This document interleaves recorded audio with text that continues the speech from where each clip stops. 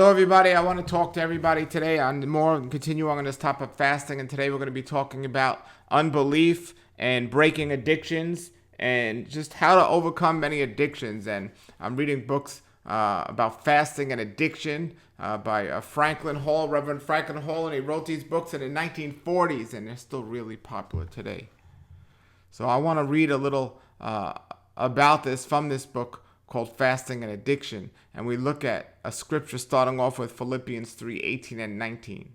For I have told you often before, and I say it again with tears in my eyes, that there are many whose conduct shows they are really enemies of the cross of Yeshua.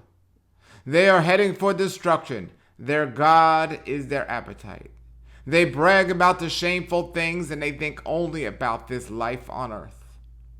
And when we look at this, it says Paul is talking about perfection and admonished us to be thus minded. In Philippians 3:14 and 15, it says, I press on to reach the end of the race and receive the heavenly prize for which Yahweh through Yeshua, our wonderful Messiah, the one you call Jesus, is calling us. Let all who are spiritually mature agree on these things. If you disagree on some point, I believe Yahweh will make it plain to you. We're looking at addiction, and we need to understand it is possible to become addicted to anything, even good food. And most people in America today are addicted to overeating.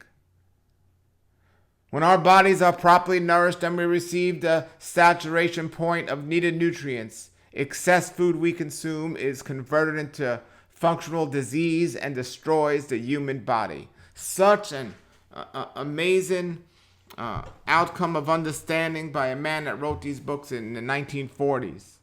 And that is the key right there, and a powerful thing to remember, and something I want us to focus on when we think about fasting. To meet our nutritional needs is not complicated. It's not difficult.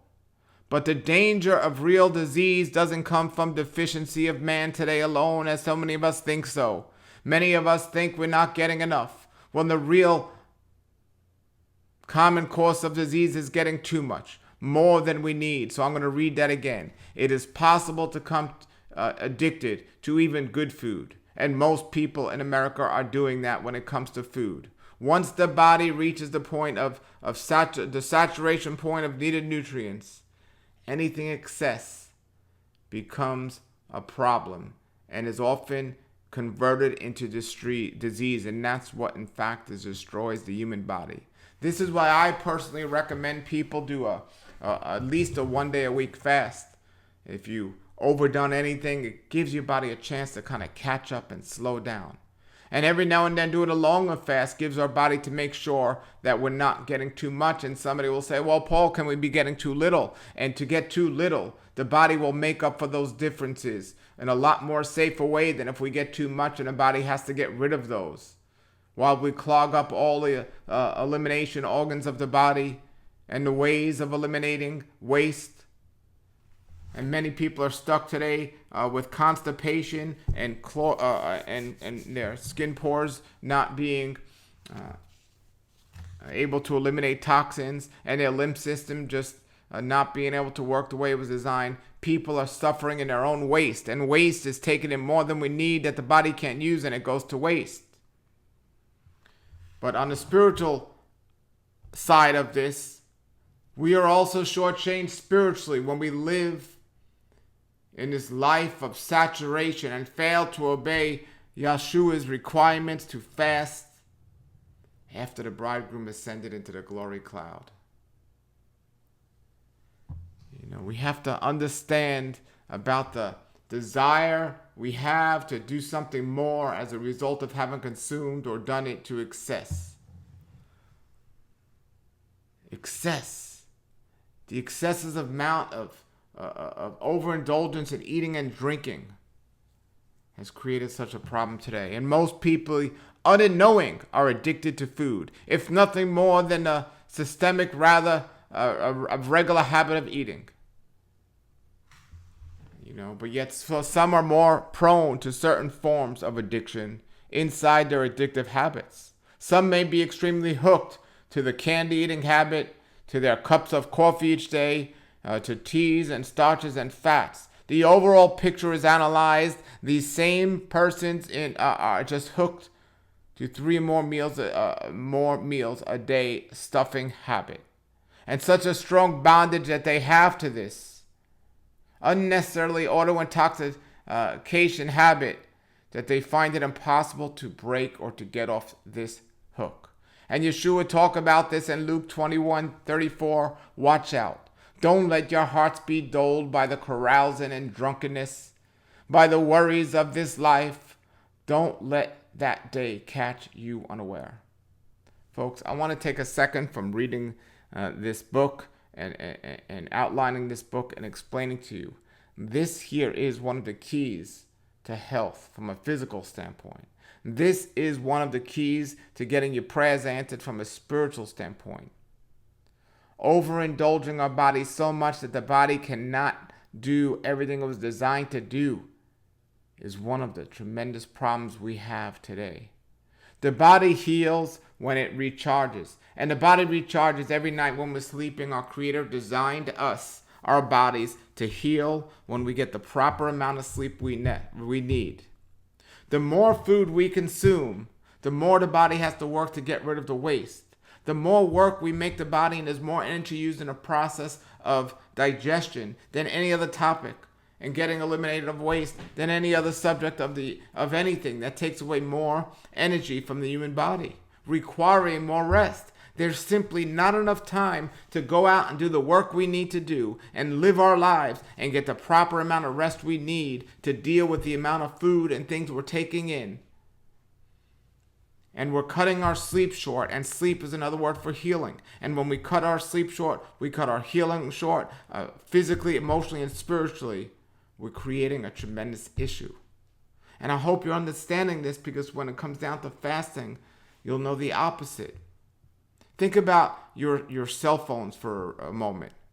When you plug in your cell phone at night, it has to be charged for a certain amount of time to get fully charged. But if you woke up in the middle of the night and you unplugged it, or if somehow the power in your house shut off and it didn't get fully charged, the next day you'll be starting at a half a battery or half a charge. And when you overconsume your food, and you make the body work so much harder in digestion and trying to eliminate this excess waste, there's simply not enough time to completely recharge your battery every night. And your body suffers the consequences of this. Your spiritual faith also suffers as the consequences of this. You're starting each day off on a half a charge or even less. And it continues to get worse and worse and worse. However, when you fast, when you stop taking things in and let the body recharge and do what it was designed to do, you're putting your body back into a position of getting a full charge. And when you fast on a regular basis, you're letting your body stay charged at the rate of fullness. But when you daily consume and overconsume certain items that are a result of your addictions, it overtakes the body so much, and it continues to go on a downcline from there to where it can never be fully charged. And we go back to the book and the author outlining this in Luke 21:34, as we discussed and we read. Watch out, don't let your hearts be dulled by carousing and drunkenness and by the worries of this life. And don't let that catch you unaware. Wow. Now let's look at what some other translations say to that verse. The NIV says in verse Luke 21-34, watch yourselves. Do not let to be loaded down with too much eating and strong drink. Do not be troubled with the cares of this life. If you do, that day will come on you without you knowing it. And the King James Version says, and take heed to yourselves, lest at any time your hearts be overcharged with intoxication and drunkenness and cares of this life, so that come upon you unawares. This verse, Yeshua is placing overeating, food gluttony ahead of alcoholism. They call it sulfurating, just giving yourself sickness and tiredness and all sorts of ailments, and so on. The regular stuffing program keeping our organs and our energies at its lowest. And this is not a message, folks. I'm going in and back from the book and from what I'm saying and from the book from what I'm saying. But I'm explaining to you right now, this is not a message of moderate or doing things to a certain level. It says that, we could drink, but we can't get drunk. No, drinking is bad. Getting drunk is the excess of something that's bad already. Well, eating in itself is not bad, but food in excess is very bad, and it creates a problem. So this isn't a teaching of moderation. Moderation of something that's bad is not good to begin with. This is not a teaching of moderation. It's a teaching of temperance. It's a teaching of temperance. I do believe there's a difference personally between moderation and temperance. Moderation is more of looking as an excuse to in a smaller amount do things that we shouldn't be doing so they don't come necessarily bad. Temperance is understanding and having control over our addictions and our habits so they don't overtake us. And temperance is what needs to be shown here. And we could talk more about moderation and temperance later on, but I want to get more about the book. The regular stuffing program keeps your organs and your energies too busy from pushing not only nourishment down there, the 30-feet tubing, but also poisonous streams of toxemia. A river unrequired and unneeded waste. Not only overfeeding their organism, but also overpoisoning it. The 4 channels of elimination are the lungs, kidneys, bowels, and the pores of the skin. They are so choked up, filled up, and oversaturated with nourishing things that they cannot function properly. These nutrient particles, in turn, become toxins. An over amount of these toxins in a food addict who continues on without fasting, oftentimes turning into disease. High blood pressure, tumors, cancers, ulcers, boils, arthritis are all oftentimes brought about the lusting of food, if not being also addicted to the wrong food or improper combination of food. Wow. This information from the 1940s in this book, Addiction and All These Habits, has completely so-called hit the nail on the head of why so many people suffer today. Amazing.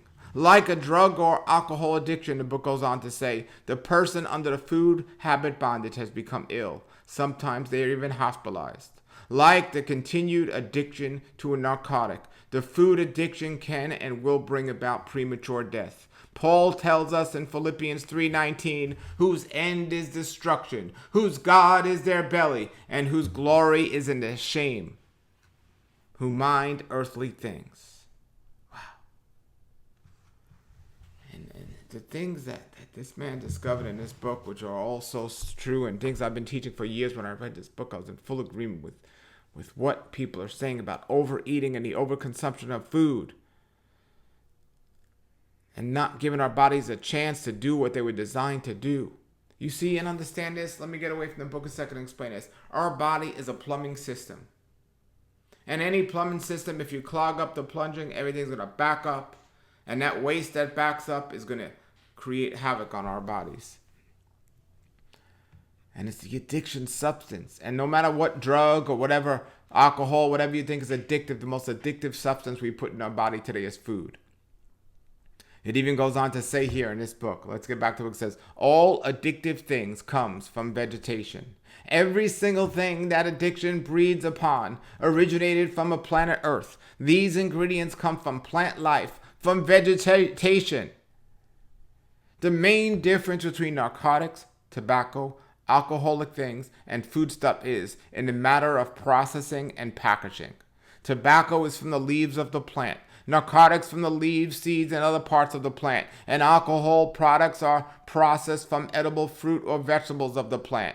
The matter that mankind handles, cures, and processes the same, determines the way the poison and the concentration of poisons are developed.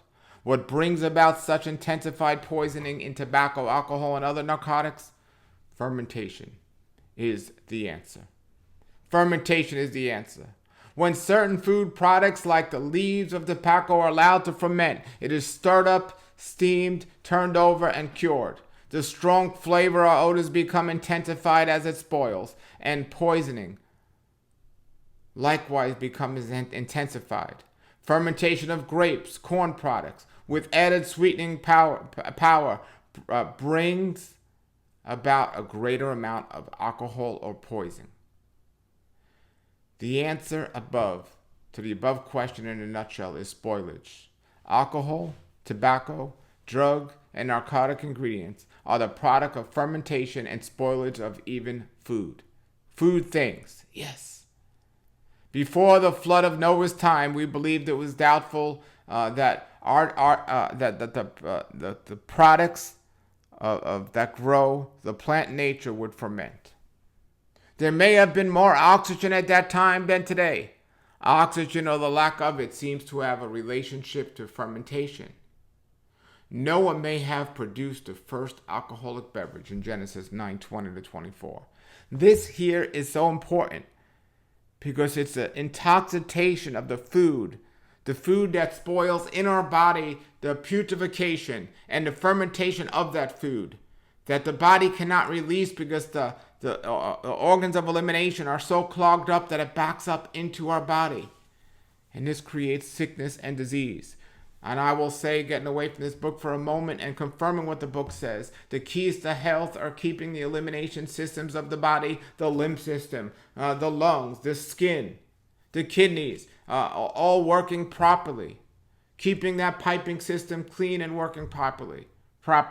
And the major cause of disease today is the backing up and stuffing up of those organs and all the toxic waste, the fermentation and putrefaction backing in our bodies. And we looked at that in the example of Noah, but it says actually more narcotic addiction bondage stems from the use of spoiled food items, drugs, alcohol, tobacco products, produce, and the stronger influence of addiction in a more evil manner. Without regular seasons of Bible fasting, whether it's daily, weekly, or monthly, or yearly, so does the continued use of ordinary food products bring about the evils of addiction bondage.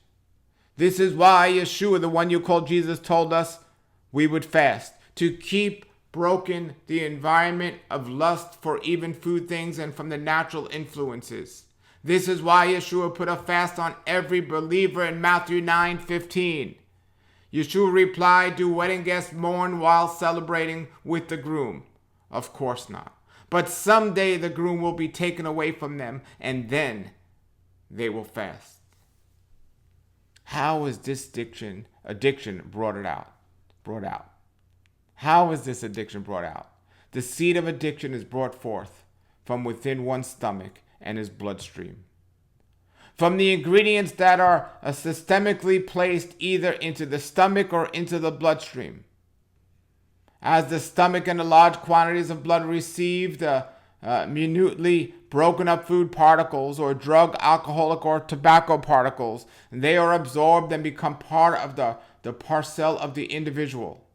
And soon after the reception of its influence, it's felt strongly for several hours. After this primarily initial wear-off from the influence of the thing of addiction, the blood and the vial of the stomach become tinted by breaking down and burning into the billion of the cells, or the billion of the cells, the flavor and minute ingredients. So a person may be influenced into the bondage of the same product. He therefore feels and requires the regular and systemic servicing of the same for satisfaction of his lust addiction. Without either the drug or even food ingredient, he feels starved. It says in the scripture, the life of the flesh is in the blood. That was so thousands of years before, a wonderful creator told Moses that before it was discovered on a scientific level in the 1800s.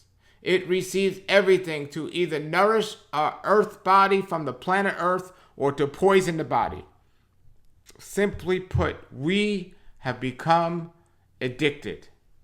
We have become addicted.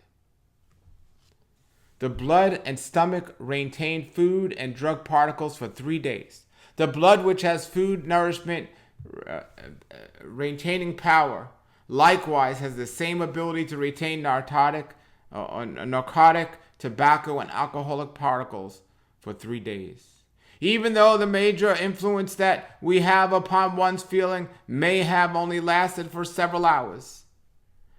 After several hours, its influence usually subsides. Some ingredients that enter into the stomach, such as alcohol, will hit the bloodstream very rapidly.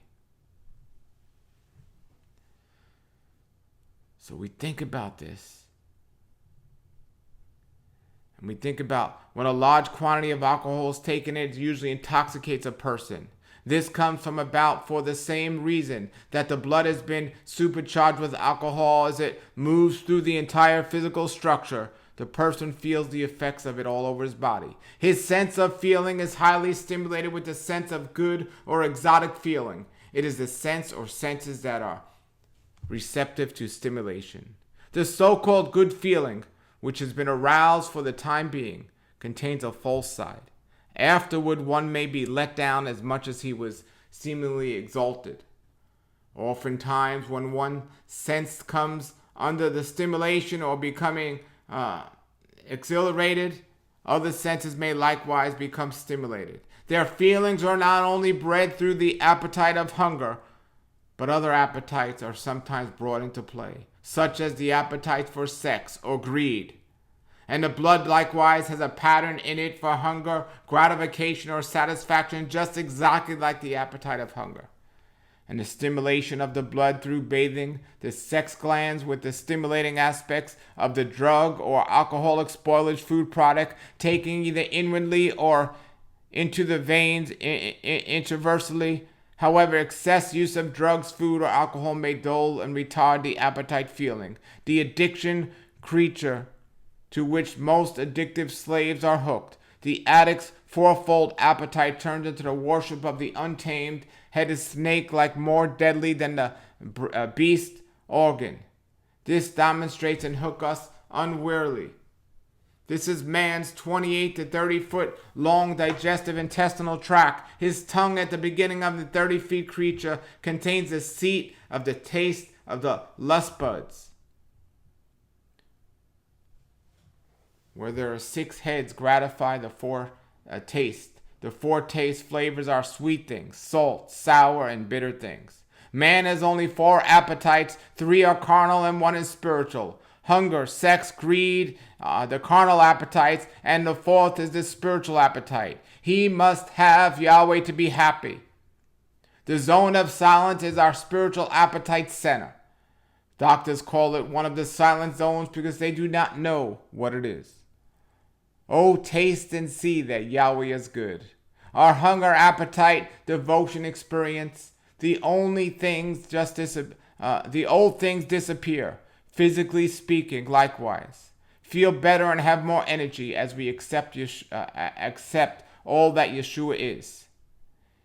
In the deep seat of each one of our carnal appetites can large quantities of life-giving blood become centered at the time of addiction gratification.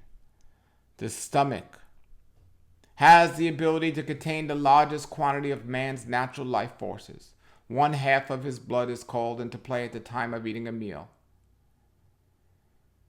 The generative organs of the sex appetite will be next. When the greed appetite is filled, the large quantities of the blood go into a person's mind, and when it becomes obsessed with money and wealth making, etc. This also explains why certain types of drugs are gratified by some addicts, while in short, by needle directly into the bloodstream. This stimulates the senses more quickly, thus hastening the lust pleasure. The Bible calls this desire carnality. Until this residue of poison becomes extinct, the lust appetite centers continue to crave. Hunger for the demand and re-entering of the narcotic earth food poisoning into the appetite centers of his stomach and the villi tips of the stomach and the bloodstream. For those who have a deeper addiction, bondage of tobacco, alcohol, narcotics, etc., the author will break down the addiction cure more easily for them.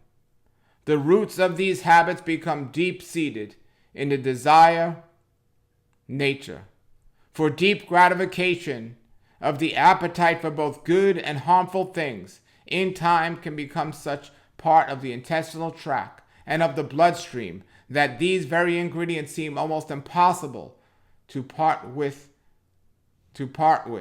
or do away with. Know the truth, and the truth shall set you free. Acquire appetite of the kingdom of the new desires become more deep-seating than realized. Most remedies and the way it's treated on the subject only scratch the surface and do not really get into the bottom of the situation. To work on the cure of any bad habit, one must go into its source.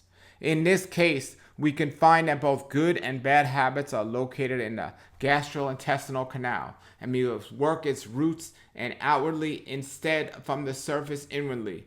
Let us go directly to the tongue-stomach organ. The deep-rooted smoking habit, tobacco habit, alcoholic, dope, and sex habits are most quickly and even easily eliminated by working the hunger organ, which is identical with the digestive tract. Your adverse habit can completely and quickly be done away with. Because the author is showing you very plainly, it is in no uncertain terms, how to hit the habit right on its head. To do this is to kill the habit, your first requirement. Do you really want to give up your habit? If you only want to give them up half-heartedly, or if you really wish to experiment with this plan, then it might be better for you to forget it right now before you go into a further. One needs to have a sincere burden to try this effective plan. The right mental attitude and a proper frame of mind must be established. With the right purpose and attitude in mind, you will succeed. Any adverse habits will be lost, and it can successfully be killed forever and never return unless one wishes to reestablish it. Your appetite desire will